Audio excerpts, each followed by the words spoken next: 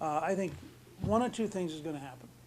Either Governor Romney, by sheer weight of money, will eventually grind his way to a majority, or he won't. Now, if he does, I'll support him, but I want to beat Barack Obama. If he doesn't, however, if we get to June 26th and he doesn't have 1,144 delegates, you're going to see the most wide open, fascinating electronic convention for 60 days. As a country, ask a question: who can beat Barack Obama? Now, most Republicans believe that in a debate setting, I am the candidate most likely to beat Obama. So if we do get to an open convention, I think that, you might be very shocked what happens. Well, first of all, I think you do it on issues. I think when I describe a national American energy policy to make us independent so that no future president bows to a Saudi king, and I describe $2.50 or less for a gallon of gasoline, I think there are a lot of Democrats, a lot of independents, as they drive by their local gas station, they think, this guy with that $2.50 a gallon, maybe I should go take a look at him. When I tell young people, whatever their background is, that they ought to have the right to a personal Social Security savings account, that it works in Chile, it works in Galveston, Texas, they'd end up with 2 to 3 times as much money. You have young students of every background say, gee, that's a good idea, I'd like to look at that.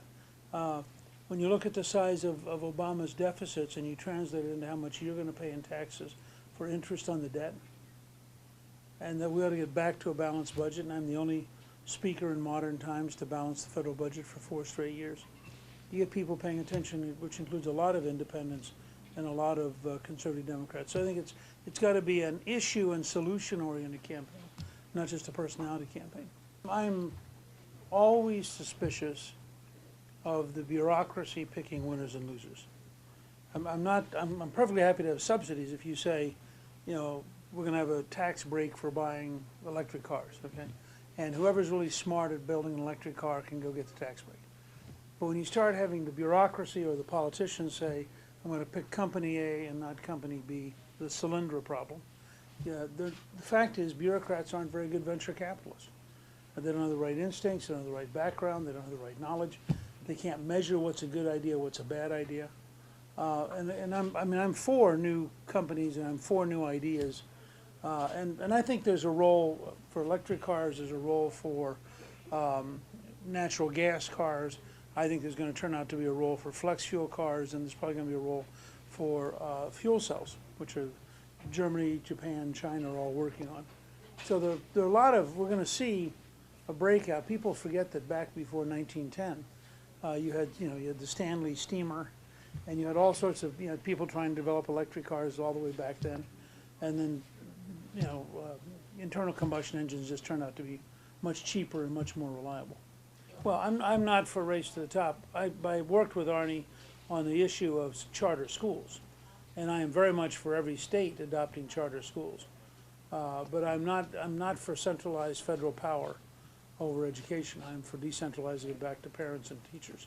I think we need a totally new strategy for dealing with radical Islam, and I think that it has to recognize that you can't solve Afghanistan without solving Pakistan, and I don't think those are military solutions. So I think I would ask the generals what is the safest process of withdrawal to return power to the Afghans to police themselves and to recognize the limits of American power in that kind of a setting.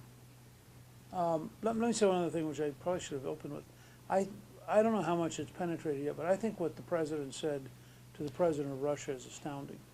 And the fact that apparently ABC News caught him on an open mic basically saying, please give me space until I get reelected because I really can't sell out our missile defenses until after I get reelected. But I want you to know you'll feel really happy once I'm reelected. And I thought it was to say that to a Russian president, in effect suggesting that the president is going to abandon our missile defense system, has to have a chilling effect on the Israelis. And also has to raise the question, so how many other places is the president saying, I'll be glad to do something right after the election, but let me get past, let me get the American people to reelect me before I do something that they will repudiate. It's one of the most remarkably cynical comments that I've seen in a long period of looking at politics.